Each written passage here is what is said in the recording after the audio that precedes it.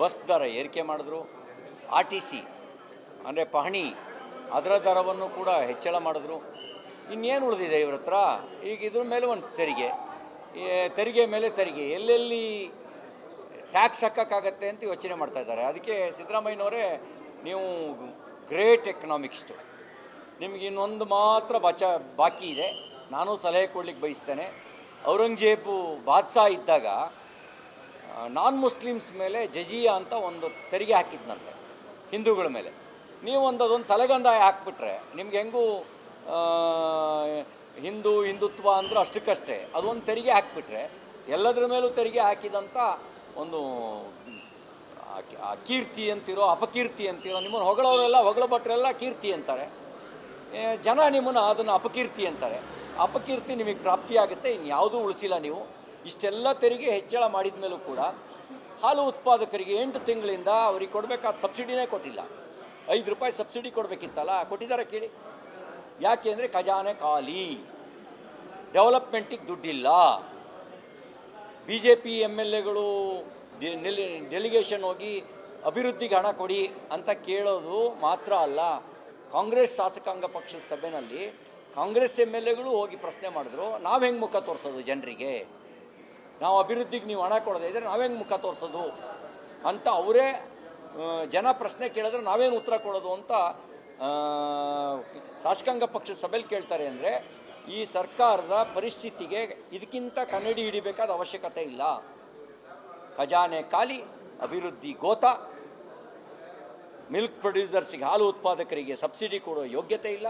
ಅಷ್ಟು ಮಾತ್ರ ಅಲ್ಲ, ಅಂತ್ಯ ಸಂಸ್ಕಾರಕ್ಕೆ ಬಿ ಜೆ ಪಿ ಸರ್ಕಾರ ಇದ್ದಾಗ 5,000 ರೂಪಾಯಿ ಕೊಡ್ತಿತ್ತಲ್ಲ, ಅದನ್ನೂ ನಿಲ್ಲಿಸಿದ್ದಾರೆ ಅಂತ್ಯ ಸಂಸ್ಕಾರಕ್ಕೆ. ಇವತ್ತು ಹಿಂದುಳಿದ ವರ್ಗದ ಸಮುದಾಯ, ಅವು ಹಿಂದುಳಿದ ವರ್ಗದ ವಿವಿಧ ನಿಗಮಗಳಿಗೆ ಇವರೇನು ಸ್ಕೀಮ್ಗಳು ಕೊಡ್ತಾ ಇದ್ರಲ್ಲ, ಗಂಗಾ ಕಲ್ಯಾಣ ಇರ್ಬೋದು, ಸ್ವಯಂ ಉದ್ಯೋಗ ಇರ್ಬೋದು, ವಾಹನ ಖರೀದಿ ಇರ್ಬೋದು, ಅದಕ್ಕೆ ಹಣ ಬಿಡುಗಡೆ ಮಾಡಿಲ್ಲ ಅಂತ ಇವತ್ತು ರಾಜ್ಯದ ಉದ್ದಗಲಕ್ಕೂ ಭಾರತೀಯ Janata party OBC Morcha strike ಮಾಡ್ತಾ ಇದೆ. ಆದರೆ ನೀವು ಅಲೆಮಾರಿ ಸಮುದಾಯಕ್ಕೆ ಹೋದ ಸರಿ ನಾವು 150 ಕೋಟಿ ಕೊಟ್ಟಿದ್ವಿ, 1 ರೂಪಾಯಿ ಕೂಡ ಕೊಟ್ಟಿಲ್ಲ. ಇದು ಈ ಪರಿಸ್ಥಿತಿ. ಇದು ಇಷ್ಟಾದಮೇಲೂ ಕೂಡ our Siddaramaiah, he is one of the great ಎಕನಾಮಿಕ್ಸ್ಟ್.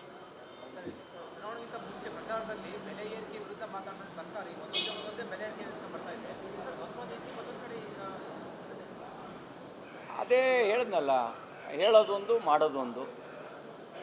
ಹೇಳೋದು ವೇದ, ಹಾಕೋದು ಗಾಳ. ಹಾಗಾಗಿ ಎಲ್ಲ ಬೆಲೆ ಏರಿಸಿದ್ರ ಮೇಲೂ ಅಭಿವೃದ್ಧಿಗೆ ಹಣ ಇಲ್ಲ. ಇದು ಪರಿಸ್ಥಿತಿ.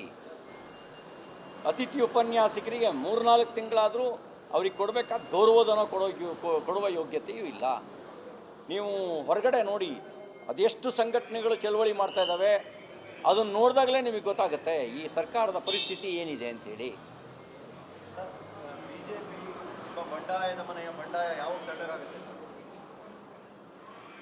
ನೀವು ಸಲಹೆ ಕೊಡಿ. ಅಲ್ಲಲ್ಲ, ನೀವು ಹೇಳಬೇಕಲ್ಲ ಸರ್, ಯಾಕಂದ್ರೆ ನಿರಂತರವಾಗಿ ನಡೀತಾ ಇದೆ. ಡೆಲ್ಲಿಗೆ ಹೋಗ್ತಾರೆ, 2ನೇ ಸುತ್ತಿ ನೀವು ಮಾಡ್ತಾ ಇದ್ದಾರೆ. ನೀವು ರಾಷ್ಟ್ರೀಯ ಪ್ರಧಾನ ಕಾರ್ಯದರ್ಶಿ ಆಗಿದ್ದವರು, ಮಾಜಿ ಸಚಿವರು. ಈಗ ಯಾವ ಹಿನ್ನೆಲೆಯಲ್ಲಿ ಡೆಲ್ಲಿಗೆ ಹೋಗಿದ್ದಾರೆ ಅಂತ ಅವರು ಏನು ಹೇಳಿಲ್ಲ. ಅವರೇ ಹೇಳದೇ ಇರೋದ್ರಿಂದ ನಾನೇ ಈಗ ಅದ್ರ ಬಗ್ಗೆ ಪ್ರತಿಕ್ರಿಯೆ ಕೊಡೋಕ್ಕಾಗತ್ತೆ? ನಾನೇನು ಅದ್ರ ಬಗ್ಗೆ ಪ್ರತಿಕ್ರಿಯೆ ಕೊಡೋಕ್ಕೆ ಬಯಸೋದಿಲ್ಲ. ನಾವು ಜನರ ಬದುಕಿನ ವಿಷಯದ ಬಗ್ಗೆ ಚಿಂತಿತರಾಗಿದ್ದೀವಿ. ರಾಜ್ಯದ ಅಭಿವೃದ್ಧಿ ಕುಂಠಿತ ಆಗಿರೋದ್ರ ಬಗ್ಗೆ ಚಿಂತಿತರಾಗಿದ್ದೀವಿ. ರಾಜ್ಯದಲ್ಲಿ ತೆರಿಗೆ ಮೇಲೆ ತೆರಿಗೆ ಏರಿಕೆ ಮಾಡ್ತಿರೋದ್ರ ಬಗ್ಗೆ ನಮ್ಮ ಯೋಚನೆ ಇದೆ. ಹಾಗಾಗಿ ಅದ್ರ ಬಗ್ಗೆ ನಾವು ಫೋಕಸ್ ಮಾಡ್ತಾ ಇದ್ದೀವಿ. ಆಮೇಲೆ ನೀವು ಹೇಳಿದ ಸಂಗತಿಗಳ ಬಗ್ಗೆ ನಿಧಾನವಾಗಿ ಯೋಚನೆ ಮಾಡಿ.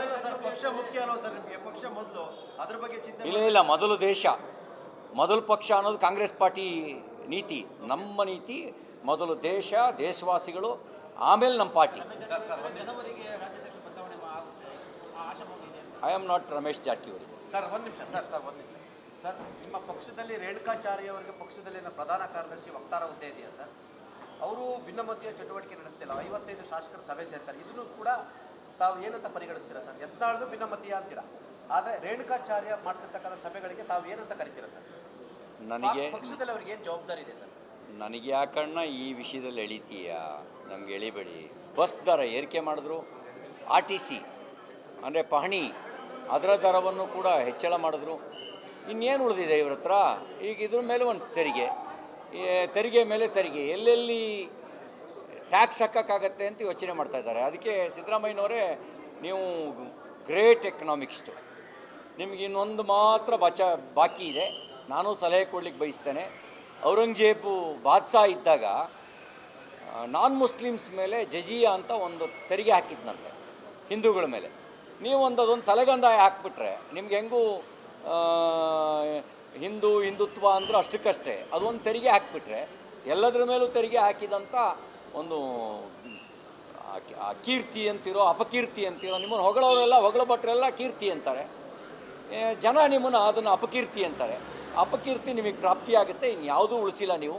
ಇಷ್ಟೆಲ್ಲ ತೆರಿಗೆ ಹೆಚ್ಚಳ ಮಾಡಿದ ಮೇಲೂ ಕೂಡ ಹಾಲು ಉತ್ಪಾದಕರಿಗೆ 8 ತಿಂಗಳಿಂದ ಅವ್ರಿಗೆ ಕೊಡಬೇಕಾದ ಸಬ್ಸಿಡಿನೇ ಕೊಟ್ಟಿಲ್ಲ. 5 ರೂಪಾಯಿ ಸಬ್ಸಿಡಿ ಕೊಡಬೇಕಿತ್ತಲ್ಲ, ಕೊಟ್ಟಿದ್ದಾರೆ ಕೇಳಿ. ಯಾಕೆ ಅಂದರೆ ಖಜಾನೆ ಖಾಲಿ, ಡೆವಲಪ್ಮೆಂಟಿಗೆ ದುಡ್ಡಿಲ್ಲ. BJP MLAಗಳು ಡೆಲಿಗೇಷನ್ ಹೋಗಿ ಅಭಿವೃದ್ಧಿಗೆ ಹಣ ಕೊಡಿ ಅಂತ ಕೇಳೋದು ಮಾತ್ರ ಅಲ್ಲ, ಕಾಂಗ್ರೆಸ್ ಶಾಸಕಾಂಗ ಪಕ್ಷದ ಸಭೆಯಲ್ಲಿ ಕಾಂಗ್ರೆಸ್ MLAಗಳು ಹೋಗಿ ಪ್ರಶ್ನೆ ಮಾಡಿದ್ರು, ನಾವು ಹೆಂಗೆ ಮುಖ ತೋರಿಸೋದು ಜನರಿಗೆ, ನಾವು ಅಭಿವೃದ್ಧಿಗೆ ನೀವು ಹಣ ಕೊಡದೇ ಇದ್ದರೆ ನಾವೆಂಗೆ ಮುಖ ತೋರಿಸೋದು ಅಂತ ಅವರೇ ಜನ ಪ್ರಶ್ನೆ ಕೇಳಿದ್ರೆ ನಾವೇನು ಉತ್ತರ ಕೊಡೋದು ಅಂತ ಶಾಸಕಾಂಗ ಪಕ್ಷದ ಸಭೆಯಲ್ಲಿ ಕೇಳ್ತಾರೆ. ಅಂದರೆ ಈ ಸರ್ಕಾರದ ಪರಿಸ್ಥಿತಿಗೆ ಇದಕ್ಕಿಂತ ಕನ್ನಡಿ ಹಿಡಿಬೇಕಾದ ಅವಶ್ಯಕತೆ ಇಲ್ಲ. ಖಜಾನೆ ಖಾಲಿ, ಅಭಿವೃದ್ಧಿ ಗೋತ, ಮಿಲ್ಕ್ ಪ್ರೊಡ್ಯೂಸರ್ಸಿಗೆ ಹಾಲು ಉತ್ಪಾದಕರಿಗೆ ಸಬ್ಸಿಡಿ ಕೊಡೋ ಯೋಗ್ಯತೆ ಇಲ್ಲ. ಅಷ್ಟು ಮಾತ್ರ ಅಲ್ಲ, ಅಂತ್ಯ ಸಂಸ್ಕಾರಕ್ಕೆ BJP ಸರ್ಕಾರ ಇದ್ದಾಗ 5,000 ರೂಪಾಯಿ ಕೊಡ್ತಿತ್ತಲ್ಲ, ಅದನ್ನೂ ನಿಲ್ಲಿಸಿದ್ದಾರೆ ಅಂತ್ಯ ಸಂಸ್ಕಾರಕ್ಕೆ. ಇವತ್ತು ಹಿಂದುಳಿದ ವರ್ಗದ ಸಮುದಾಯ, ಅವು ಹಿಂದುಳಿದ ವರ್ಗದ ವಿವಿಧ ನಿಗಮಗಳಿಗೆ ಇವರೇನು ಸ್ಕೀಮ್ಗಳು ಕೊಡ್ತಾ ಇದ್ರಲ್ಲ, ಗಂಗಾ ಕಲ್ಯಾಣ ಇರ್ಬೋದು, ಸ್ವಯಂ ಉದ್ಯೋಗ ಇರ್ಬೋದು, ವಾಹನ ಖರೀದಿ ಇರ್ಬೋದು, ಅದಕ್ಕೆ ಹಣ ಬಿಡುಗಡೆ ಮಾಡಿಲ್ಲ ಅಂತ ಇವತ್ತು ರಾಜ್ಯದ ಉದ್ದಗಲಕ್ಕೂ ಭಾರತೀಯ Janata party OBC Morcha strike ಮಾಡ್ತಾ ಇದೆ. ಆದರೆ ನೀವು ಅಲೆಮಾರಿ ಸಮುದಾಯಕ್ಕೆ ಹೋದ ಸರಿ ನಾವು 150 ಕೋಟಿ ಕೊಟ್ಟಿದ್ವಿ, 1 ರೂಪಾಯಿ ಕೂಡ ಕೊಟ್ಟಿಲ್ಲ. ಇದು ಈ ಪರಿಸ್ಥಿತಿ. ಇದು ಇಷ್ಟಾದಮೇಲೂ ಕೂಡ our Siddaramaiah, he is one of the great economist. ಚುನಾವಣೆಗಿಂತ ಮುಂಚೆ ಪ್ರಚಾರದಲ್ಲಿ ಬೆಲೆ ಏರಿಕೆ ವಿರುದ್ಧ ಮಾತಾಡಿದ ಸರ್ಕಾರ ಒಂದೊಂದೇ ಬೆಲೆ ಏರಿಕೆ ಬರ್ತಾ ಇದೆ. ಅದೇ ಹೇಳಿದ್ನಲ್ಲ, ಹೇಳೋದೊಂದು ಮಾಡೋದೊಂದು. ಹೇಳೋದು ವೇದ, ಹಾಕೋದು ಗಾಳ.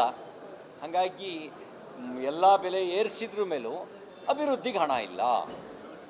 ಇದು ಪರಿಸ್ಥಿತಿ. ಅತಿಥಿ ಉಪನ್ಯಾಸಕರಿಗೆ 3-4 ತಿಂಗಳಾದರೂ ಅವ್ರಿಗೆ ಕೊಡಬೇಕಾದ ಗೌರವಧನ ಕೊಡುವ ಯೋಗ್ಯತೆಯೂ ಇಲ್ಲ. ನೀವು ಹೊರಗಡೆ ನೋಡಿ, ಅದೆಷ್ಟು ಸಂಘಟನೆಗಳು ಚಳವಳಿ ಮಾಡ್ತಾ ಇದ್ದಾವೆ, ಅದನ್ನು ನೋಡಿದಾಗಲೇ ನಿಮಗೆ ಗೊತ್ತಾಗುತ್ತೆ ಈ ಸರ್ಕಾರದ ಪರಿಸ್ಥಿತಿ ಏನಿದೆ ಅಂಥೇಳಿ. BJP ಬಂಡಾಯದ ಮನೆಯ ಬಂಡಾಯ ಯಾವ ತಣ್ಣಗಾಗುತ್ತೆ ಸರ್? ನೀವು ಸಲಹೆ ಕೊಡಿ. ಅಲ್ಲ, ನೀವು ಹೇಳಬೇಕಲ್ಲ ಸರ್, ಯಾಕಂದ್ರೆ ನಿರಂತರವಾಗಿ ನಡೀತಾ ಇದೆ. ಡೆಲ್ಲಿಗೆ ಹೋಗ್ತಾರೆ, 2ನೇ ಸುತ್ತಿ ನೀವು ಮಾಡ್ತಾ ಇದ್ದಾರೆ. ನೀವು ರಾಷ್ಟ್ರೀಯ ಪ್ರಧಾನ ಕಾರ್ಯದರ್ಶಿ ಆಗಿದ್ದವರು, ಮಾಜಿ ಸಚಿವರು. ಈಗ ಯಾವ ಹಿನ್ನೆಲೆಯಲ್ಲಿ ಡೆಲ್ಲಿಗೆ ಹೋಗಿದ್ದಾರೆ ಅಂತ ಅವರು ಏನು ಹೇಳಿಲ್ಲ.